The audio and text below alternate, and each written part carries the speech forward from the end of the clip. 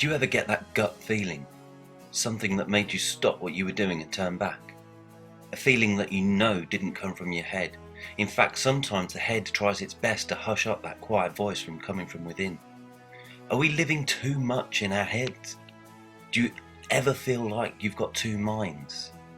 Well, we've got two brains, that's for sure, and I'll explain more about that in a moment. Our digestive system is what this is about, and it's an entity in its own right. And during this video, I'm going to let you know the importance of having a clean and healthy intestinal system and how you can help get yours back on track.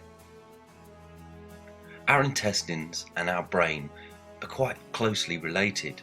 They originated from the same cell, which divided into two and then became the nervous system for the brain and the spine, and the other became the enteric nervous system for the digestive system. They then later become connected via a wandering nerve coming from the base of the skull through the thorax, meandering its way to finally reach the intestines for that head-gut connection. The entire length of our intestines, large and small, are around 10 times longer than the height of our body, between 17 and 35 feet long. It has its own nervous system complete with neurons and pathways and proteins and neuropeptide receptors equal in the amount and complexity of the brain that's in our head. And in the case of stroke victims and other damaged incidents where the patient may not be able to swallow because of brain damage, but if you put a tube into the stomach with the food in, the digestive system will sort the rest out. It can cope on its own. Our second brain, the intestinal system, is responsible for making 95% of our serotonin. And in fact, all of the chemicals that are found in our brain, in our head, are also found in our gut. I'm not going to go into too much detail here because you can do some research yourself. But one thing you'll find out is that our intestines do a whole lot more than you originally thought. The intestines are, in my opinion, the chief operator of the body. You know, if they decide to stop working, you've got some serious problems. It all starts with your mouth. It's the first opening of a large cylindrical tube that includes your throat, esophagus, stomach, 22 feet of small intestines and approximately 5 feet of large intestines. Your stomach is simply a larger, diametered portion of this tube. It's balloon-shaped, but still tube-like. There's 4 layers to this tube. The outermost coat is a protective hard skin.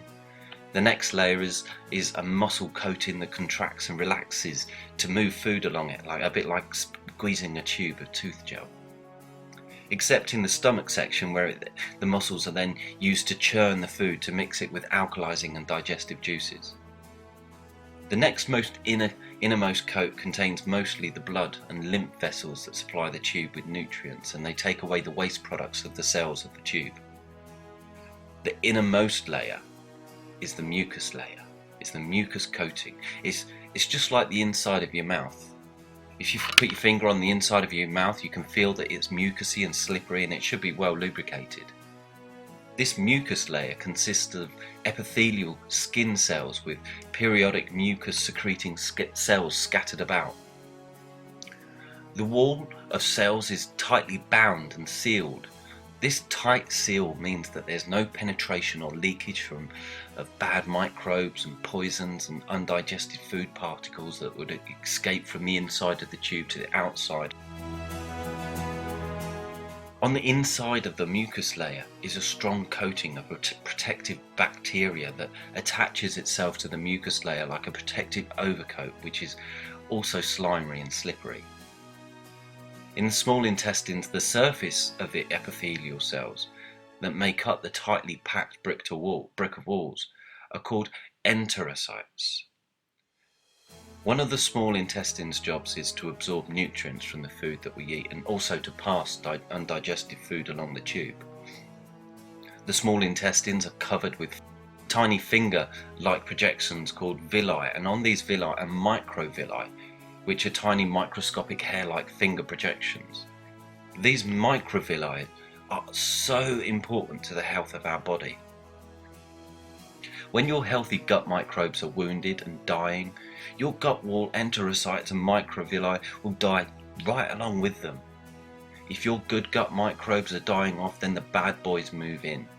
The bacteria, the fungus, the viruses and the worms, they set up their home in the newly vacated spaces. They breed and they quickly take over the area like rabbits on speed. When this happens, the nurturing caretaker roles of our good microbes have messed up. The cell production of the young enterocytes becomes displaced. There's fewer births of new microvilli, not to mention the deformed and unhealthy growths of others. With their housekeepers gone and the bad boys in town, they take up to 4 times as long to reach their cycle at the top of the villi, meaning that their already compromised health now has to endure harder and longer life. And this onslaught of attack can end up with most of the villi and microvilli unable to absorb nutrients and food particles. As this area becomes sicker and therefore inflamed, the strong wall of the intestines can become weak and inflamed, allowing food particles into the bloodstream that shouldn't be there. All of this could be going on without your direct knowledge. In this scenario would be typical of somebody eating a typical Western diet of processed foods, or someone consuming medication or antibiotics. The next step that we have to take to look at and understand the problems of today's health conditions is the food and drugs that we consume, and the cleanliness, or should I say more correctly, the dirtiness of the intestinal wall. That of the small intestines and the large intestine, otherwise known as the colon. The cracks and crevices can become damaged and dehydrated. Parts of the intestinal wall can not only have bad bacteria and worms and microbes and fungus attached, with candida digging its roots into the cracks of the intestinal wall like those of a concrete slab, paving bricks with weeds pouring out of them. The wall of the intestines can also have bits of undigested food attach itself to it. Processed food particles and stodgy gluten and cereals in a mushy mess can stick to areas of our intestinal wall. Bits of undigested meat can get caught up in these sticky crevices and remain there rotting and putrefying for years. Dr. Bernard Jensen, an author of many popular health books, said it become crystal clear that poor bowel management lies at the root of most people's health problems. In treating over 300,000 patients, it is the bowel that invariably has to be cared for before any effective healing could take place. Vegetarian Times, March 3rd, 1998 reported, of all of the polite topics of conversation, the state of one's intestines is probably at the bottom of most people's list. Let's face it, irritable bowel syndrome, constipation, gas, diverticulitis, colon cancer are simply not things that we'd like to discuss. And yet, as the old expression goes, death begins in the colon. Don't believe it? Ask any coroner. Autopsies often reveal that colons are plugged with up to 80% of waste material. Another vital aspect of our digestive system is its role in the production of serotonin, the body's natural feel-good hormone. Over 95% of the body's serotonin is found in the gastrointestinal tract, the GI tract, which has been called the body's second brain because of its role in serotonin production and so many of the body's vital functions. In fact, serotonin levels have been linked to everything from autism to constipation. Serotonin is a key player in the functioning of the GI tract muscles, causing the contraction of our intestines and triggering the gut nerves which signal pain, nausea and other GI problems. As well, it influences the functioning of the cardiovascular, the immune and the renal systems. This amazing hormone also regulates aggression, appetite, cognition, mood, sexual behavior and even sleep. Imagine what would happen if you never cleaned your house, never took out the garbage, never vacuumed your car, never took a shower. What would happen to your body, or your social life for that matter? After 10 years of wallowing in filth, your body would likely to be repellent and disgusting beyond belief. But guess what? If you ignore your colon for 10 years or 20 or 30 years, the same pollution and damage can happen on the inside of your body. I spent years tracing the root cause of disease. Although everyone talks about toxic overload, no one's focusing on the real problem, and that's where that overload takes place. So you may understand that why, when training as a natural health practitioner, that colonic hydrotherapy was on top of my list for training. And with those treatments, many clients and other practitioners will get fantastic results, from clearing up of lifelong skin conditions to helping digestive disorders and diseases, to aches and pains and reoccurring migraines being fully resolved. These days, however, I no longer use the intrusive action of water inserted within to help clean the colon. I use something that seems to be much more effective and beneficial. And there was one problem with colonic hydrotherapy. It worked in the large intestines, but we were unable to reach the small intestines. Until I found out that one powerful plant can do the whole job for us.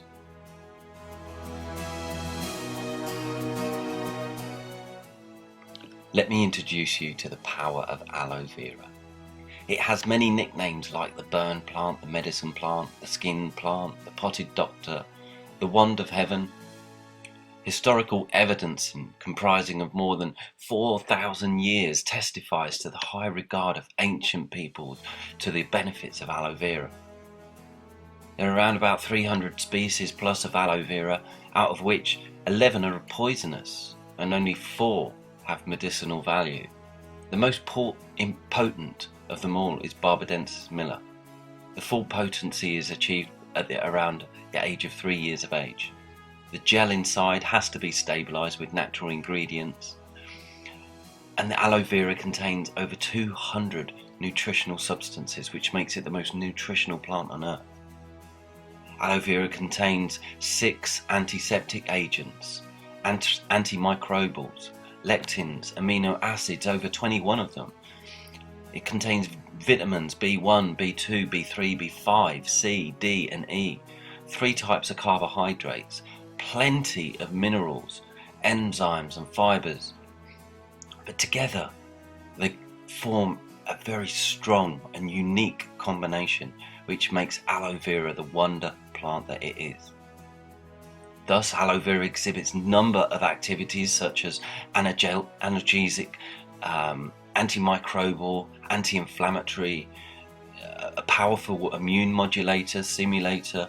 It's an immunomodulator, which means if your immune system is working too low, it will help bring it up, and if it's working too high, it can help bring it down.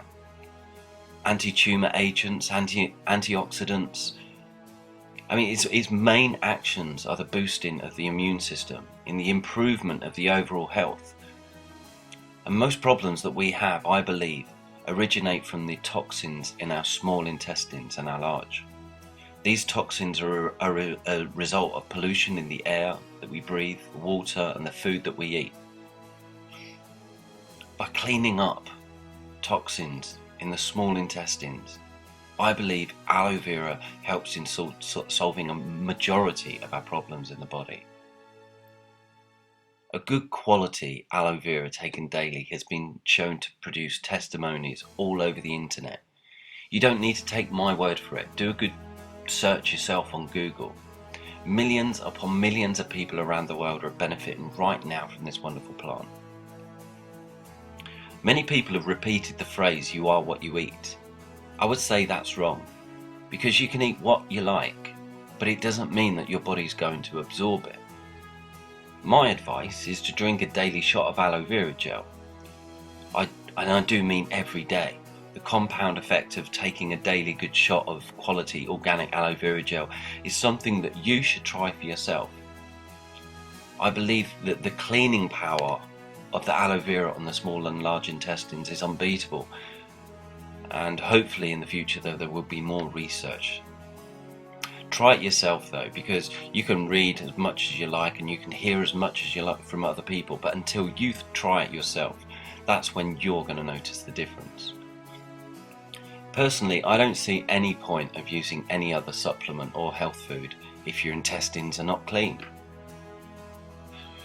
If there's one thing that you take from watching this video, it's that you've got to have clean intestines, because it doesn't matter what shake or supplement or magic potion you pour down your throat, it's not going to work unless you've got clean intestines. So invest in your health.